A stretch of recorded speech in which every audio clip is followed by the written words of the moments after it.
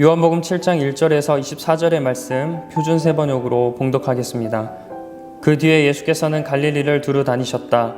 유대 사람들이 자기를 죽이려고 하였으므로 유대 지방에는 돌아다니기를 원하지 않으셨다. 그런데 유대 사람의 명절인 초막절이 가까워지니 예수의 형제들이 예수께 말하였다. 형님은 여기에서 떠나 유대로 가셔서 거기에 있는 형님의 제자들도 형님이 하는 일을 보게 하십시오. 알려지기를 바라면서 숨어서 일하는 사람은 없습니다. 형님이 이런 일을 하는 바에는 자기를 세상에 드러내십시오. 예수의 형제들까지도 예수를 믿지 않았기 때문이다. 예수께서 그들에게 말씀하셨다. 내 때는 아직 오지 않았다. 그러나 너희의 때는 언제나 마련되어 있다. 세상이 너희를 미워할 수 없다. 그러나 세상은 나를 미워한다. 그것은 내가 세상을 보고서 그 하는 일들이 악하다고 증언하기 때문이다. 너희는 명절을 지키러 올라가거라. 나는 아직 내 때가 차지 않았으므로 이번 명절에는 올라가지 않겠다. 이렇게 그들에게 말씀하시고 예수께서는 갈릴리에 그냥 머물러 계셨다. 그러나 예수의 형제들이 명절을 지키러 올라간 뒤에 예수께서도 아무도 모르게 올라가셨다. 명절에 유대 사람들이 예수를 찾으면서 물었다. 그 사람이 어디에 있소? 무리 가운데서는 예수를 두고 말들이 많았다. 더러는 그를 좋은 사람이라고 말하고 더러는 무리를 미혹하는 사람이라고 말하였다. 그러나 유대 사람들이 무서워서 예수에 대하여 드러내놓고 말하는 사람은 아무도 없었다. 명절이 중간에 접어들었을 즈음에 예수께서 성전에 올라가서 가르치셨다. 유대 사람들이 놀라서 말하였다. 이 사람은 배우지도 않았는데 어떻게 저런 학식을 갖추었을까? 예수께서 그들에게 대답하셨다. 나의 가르침은 내 것이 아니라 나를 보내신 분의 것이다. 하나님의 뜻을 따르려는 사람은 누구든지 이 가르침이 하나님에게서 난 것인지 내가 내 마음대로 말하는 것인지를 알 것이다. 자기 마음대로 말하는 사람은 자기의 영광을 구하지만 자기를 보내신 분의 영광을 구하는 사람은 진실하며 그 사람 속에는 불의가 없다. 모세가 너희에게 율법을 주지 않았느냐? 그런데 너희 가운데 그 율법을 지키는 사람은 한 사람도 없다. 어찌하여 너희가 나를 죽이려고 하느냐? 무리가 대답하였다. 당신은 귀신이 들렸소. 누가 당신을 죽이려고 한다는 말이오? 예수께서 그들에게 말씀하셨다. 내가 한 가지 일을 하였는데 너희는 모두 놀라고 있다. 모세가 너희에게 할례법을 주었다. 사실 할례는 모세에게서 비롯된 것이 아니라 조상들에게서 비롯한 것이다. 이 때문에 너희는 안식일에도 사람에게 할례를 준다. 모세의 율법을 어기지 않으려고 사람이 안식일에도 할례를 받는데 내가 안식일에 한 사람의 몸 전체를 성하게 해주었다고 해서 너희가 어찌하여 나에게 분개하느냐? 겉모양으로 심판하지 말고 공정한 심판을 내려라. 아멘. 본문은 유대인들이 예수님을 보면서 놀라워하고 있습니다. 왜 유대인들이 예수님의 모습을 보고 놀라워했을까요? 예수님께서 교육을 받으신 적도 없는데 예수님께서 가르치시는 모습을 보고 어떻게 저렇게 학식이, 지식이 뛰어날까라는 그런 모습을 보면서 예수님을 놀라워하고 있습니다. 예수님께서 그 모습을 보시고 자신의 가르침은 내 것이 아니라 나를 보내신 하나님의 것이라고 이야기하면서 본인은 자기 영광을 구하는 것이 아니라 하나님의 영광을 구한다라고 말씀하고 있습니다. 그리고 이어서 자신은 진실하고 속에 불의가 없다라고 말씀하십니다. 이어서 유대인들이 자신을 죽이려고 한다라고 말씀하시면서 모세의 율법을 언급하며 안식일에 사람을 고치신 내용을 이어서 말씀하고 계십니다.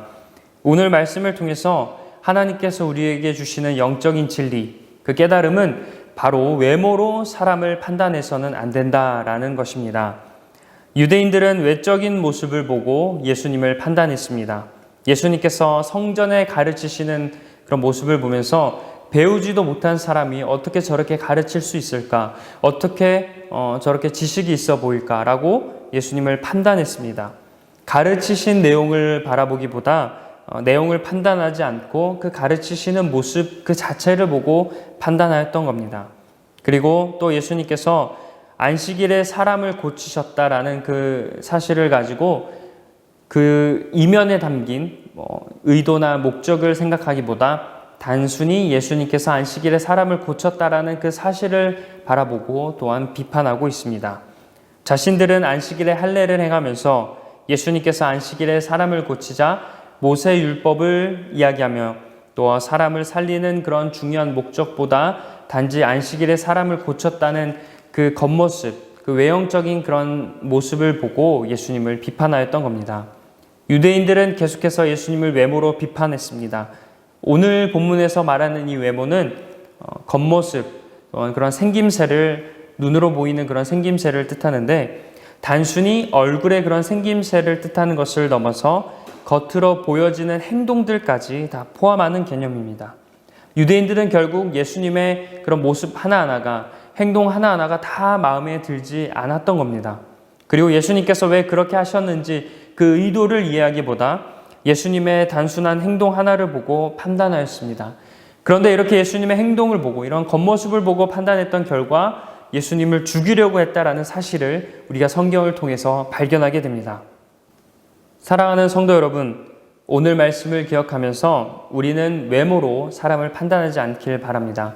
유대인들은 예수님을 외모와 행동으로 판단하여서 큰 실수를 범하였던 것을 우리가 기억하면서 위드가 큐티 이렇게 거룩한 이런 말씀에 함께 참여하고 그 말씀대로 살아가고자 결단하는 우리는 절대 사람을 외모로 판단해서 또한 잘못을 범하지 않길 바랍니다. 그렇다면 우리는 어떻게 행동해야 될까요?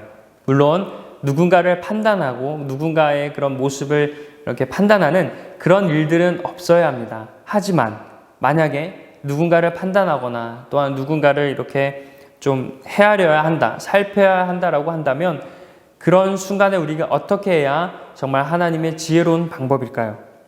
오늘 말씀에서 그 행동해야 되는 기준에 대해서 말씀하고 계시는데 그것은 예수님의 말씀을 통해서 우리가 알 수 있습니다. 예수님께서 공정한 심판을 하라고 말씀하십니다.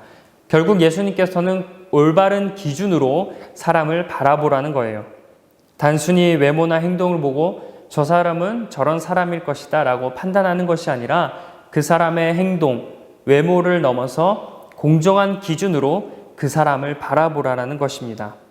학식이나 또한 재산, 그런 세상적인 기준으로 그 사람을 바라보는 것이 아니라 그 사람 이면의 그런 모든 것을 또 나에게 대하듯 그 사람을 대하면서 그 사람에 대해서 공정한 기준을 가지고 판단하라고 말씀하고 있습니다.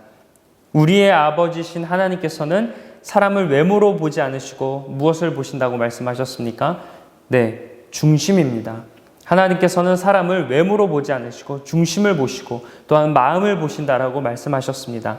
그러한 것처럼 하나님께서도 우리를 외모로 보지 않으시고 중심을 보시는데 우리 역시 사람들의 외모와 겉모습을 보지 않고 그 마음을 한번 헤아려보고 그 중심을 들여다볼 수 있는 우리 모두가 되길 간절히 축원합니다. 오늘 하루 우리는 수많은 사람들을 만나게 됩니다. 가까운 가정부터 직장, 학교, 그리고 교회 이런 수많은 곳에서 우리는 사람들을 마주하게 될 텐데 그때 외모와 행동 그리고 겉모습을 보고 그 사람 만나는 사람들을 판단하지 않고 그 사람들의 마음 또한 중심 그리고 올바른 기준으로 그 사람들을 바라볼 수 있는 우리가 되길 간절히 소망합니다.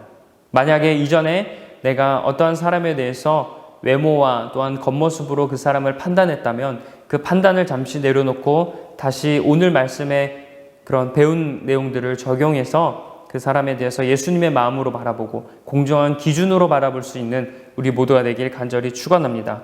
예수님께서도 우리를 외모로 보지 않으시고 또한 그 우리의 중심을 보신다라고 말씀하셨습니다. 예수님의 제자로 살아가기를 원하는 또는 예수님의 자녀인 우리가 절대 예수님의 그런 모습, 말씀을 기억하면서 유대인처럼 살아가는 것이 아니라 우리도 공정한 기준으로 오늘 예수님의 말씀대로 살아가길 간절히 소망합니다. 이어서 나눔을 시작하도록 하겠습니다. 오늘은 나눔 질문은 외모로 사람을 판단했던 적이 있었는지에 대해서 함께 나누고자 하는데요. 목사님께서는 혹시 외모로 사람을 판단했던 적이 있으신가요? 네, 그냥 저는 요즘에 이제 나중에 생각해 보니까 대학교 때 우리 같이 단기 선교를 가던 친한 후배가 있었는데 지금은 친해졌지만 그때는 이제 이 친구가 되게 겉모양이나 성격이 이렇게 막 신실하거나 예술을 잘 그런 느낌이 아니었고 되게 그냥 이렇게 막 장난꾸러기 같고 되게 놀기 좋아하고 이런 느낌이어서 이 친구랑 같이 가도 괜찮을까 싶었는데 한 달 정도 같이 지내면서 이 친구랑 되게 많이 친해졌고 이 친구가 예수님을 깊이 만나는 것들을 제가 보면서 이 사람이 이렇게 되는 거구나. 이거 참 한치 앞을 알지 못하겠더라고요. 그리고 사실 실제로 그 친구 성격이 내가 그냥 잠깐 본 그 성격이 또 아니고 그래서 예수님도 사람을 깊이 바라보시고 우리의 정말 내면의 깊숙한 곳을 보시는 분이신데 너무 우리 쉽게 그냥 보는 거구나. 그냥 그 생각을 요즘 그냥 질문 드리니까 생각이 났습니다. 목사님께서 잘 얘기해 주셨는데 우리가 참 주변에서 쉽게 뭐 어떠한 계기도 있겠지만 살아가면서 이렇게 만나게 되는 사람들을 보면서 참 쉽게 판단하고 또 겉모습이나 외모로 판단하는 적이 많은 것 같습니다. 위드가 큐티 함께 하시는 분들도 한번 묵상 나눔 질문을 한번 생각해 보시고 고백하신 다음에 혹시 댓글로 같이 은혜를 나눠주시면 저희가 함께 기도하면서 또 중보하도록 하겠습니다. 기도하겠습니다. 사랑의 하나님, 오늘 말씀을 통해서 유대인들이 예수님을 보고 또 외모로 판단해서 또 잘못을 범했던 그 순간을 돌아보았습니다. 하나님, 오늘 말씀처럼 우리가 사람을 외모로 보지 않고 겉모습으로 판단하지 않고 하나님처럼 중심을 바라볼 수 있는, 그리고 올바른 기준과 또한 올바른 공정한 기준을 가지고 그 사람을 대할 수 있도록 주님 도와주옵소서. 무엇보다 우리에게 판단하는 일이 없게 하시고 모두가 또 화목하게 함께 선을 이루며 하나님께 나아갈 수 있는 우리 모두가 될 수 있도록 주님 도와주옵소서. 모든 말씀 예수님의 이름으로 기도드립니다. 아멘.